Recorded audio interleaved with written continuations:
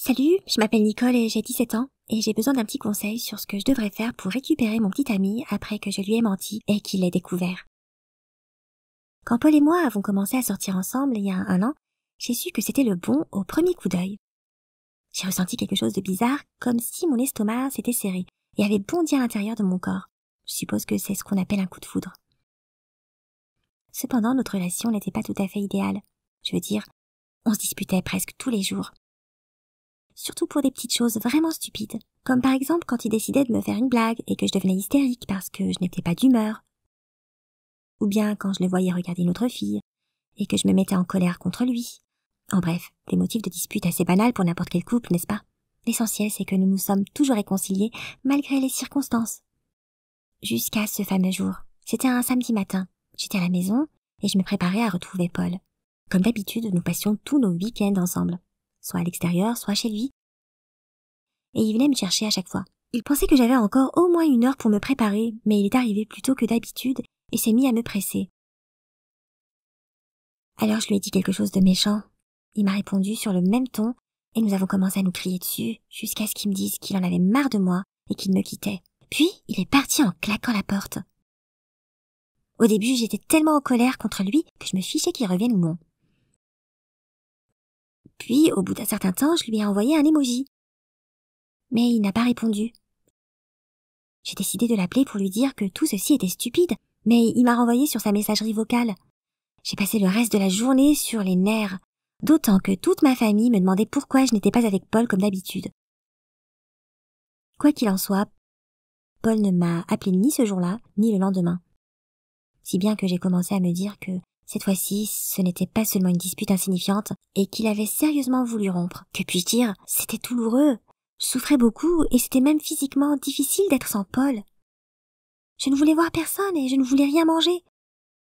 À tel point que ma mère a commencé à s'inquiéter pour moi.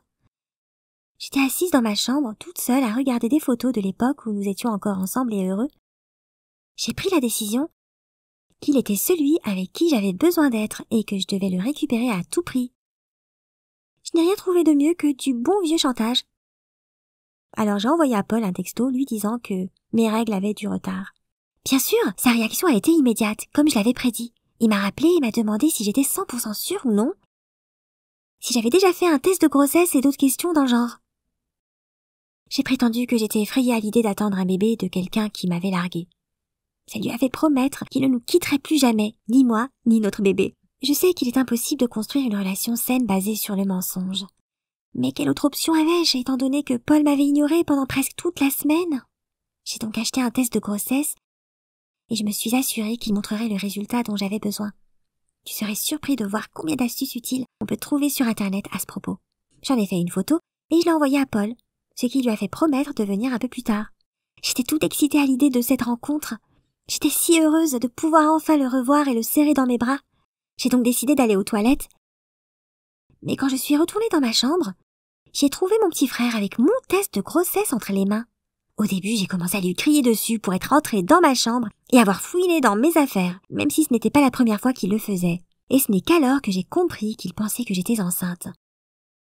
Bien sûr, il m'a immédiatement menacée d'en parler à nos parents, ce qui n'était évidemment pas bon pour moi. À ce moment-là, j'ai entendu une voiture se garer dans notre allée, ce qui signifiait que Paul était déjà arrivé, et j'ai paniqué. J'avais l'intention de simuler une grossesse devant lui, mais je préférais que les autres n'en sachent rien du tout. J'ai compris que le seul moyen de m'en sortir était de résoudre ce problème avec mon frère de 13 ans. J'ai dit la vérité à Kevin. Que personne n'était enceinte ou n'allait l'être, et que c'était juste une mauvaise blague pour me venger de Paul. Je ne m'attendais pas à ce que Kevin comprenne ou me soutienne. C'est pourquoi j'ai dû lui demander ce que je pouvais faire pour qu'il se taise. Et quand j'ai vu ses yeux pleins de ruse, j'ai compris que c'était le début de la fin. Oui, j'étais à la merci de mon propre petit frère. Et pendant que je faisais chanter Paul, Kevin me faisait chanter. J'ai dû faire les devoirs de Kevin à sa place, ainsi que les tâches ménagères. J'ai même dû lui donner 60% de mon argent de poche. Il fallait voir la mine satisfaite de Kevin chaque fois qu'il me demandait de faire quelque chose pour lui, et qu'il savait que je n'avais aucun moyen de refuser. Mais en échange, j'avais Paul à mes côtés. Il a été très gentil et attentif avec moi. comme il ne l'avait jamais été auparavant. Il m'apportait de délicieuses petites choses à manger, car je lui avais dit qu'elles étaient bonnes pour combattre les nausées matinales.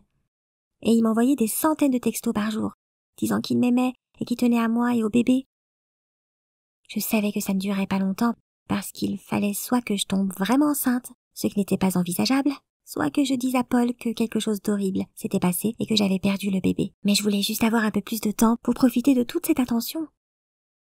2 semaines s'étaient écoulées depuis que toute cette histoire avait débuté, lorsque Paul a dit qu'il pensait que nous devions nous marier. Il a dit que c'était la seule solution et que nous devions commencer à nous y préparer avant que mon ventre ne devienne vraiment gros et voyant. C'est pourquoi il a insisté pour que nous nous réunissions avec nos 2 familles afin de tout leur dire. De mon côté, je trouvais de plus en plus d'excuses pour ne pas le faire. Enfin, je suis arrivée à la conclusion que je ne pouvais plus faire semblant d'être enceinte et j'ai dit à Paul que je ne me sentais pas bien et que je devais aller chez le médecin, lequel aura prétendument déclaré que je n'étais plus enceinte. Paul était désespéré. Sa réaction a été incroyable. C'était comme si ma fausse couche était de sa faute. Il s'est maudit de m'avoir rendue nerveuse et s'est reproché de ne pas avoir insisté pour en parler à nos parents. Je n'arrêtais pas de lui dire que tout allait bien, que ce genre de choses arrivait et que l'essentiel était que nous soyons ensemble. J'étais sûre que cela le calmerait et qu'à partir de maintenant nous allions être heureux. Mais j'avais tort. Quand j'ai dit à Kevin que j'étais libérée de ma fausse grossesse et donc de son chantage, ça l'a vraiment mise en colère. Bien sûr, pendant ces 2 semaines, il s'était habitué à sa vie dorlotée et il ne voulait apparemment plus faire ses devoirs tout seul. Mais comme il n'avait plus aucune preuve de mes mensonges et que je n'avais plus besoin qu'il se taise, je me suis dit qu'il pouvait bien aller dire à nos parents ce qu'il voulait. Et je rétorquerais simplement qu'il racontait n'importe quoi. Mais je suppose que je n'ai pas tenu compte du fait que Paul était toujours vulnérable à ce genre d'informations. Et un jour, il est simplement arrivé chez moi et m'a montré un texto qu'il avait reçu de Kevin, dans lequel ce dernier lui avait dit toute la vérité. J'ai essayé de nier en bloc, mais je n'ai pas dû mentir aussi bien que je ne le pensais. Nous avons commencé à nous disputer avec grand fracas, de sorte que même ma mère, qui était dans le jardin, nous a entendus et s'est précipitée pour savoir ce qui se passait. Kevin n'avait pas mis longtemps à révéler toute la vérité. Bien sûr, Paul est parti et m'a dit qu'il ne voulait plus jamais me voir ou entendre parler de moi. Et maman m'a grondé plus durement qu'elle ne l'avait jamais fait, me disant même qu'elle était totalement du côté de Paul dans ce conflit et qu'à ma place, elle n'essaierait même plus de le contacter. Mais pourquoi diable personne ne semblait-il capable de me comprendre? Pas même ma propre mère. Je me sentais vraiment offensée et j'étais extrêmement en colère que les choses se soient passées comme ça.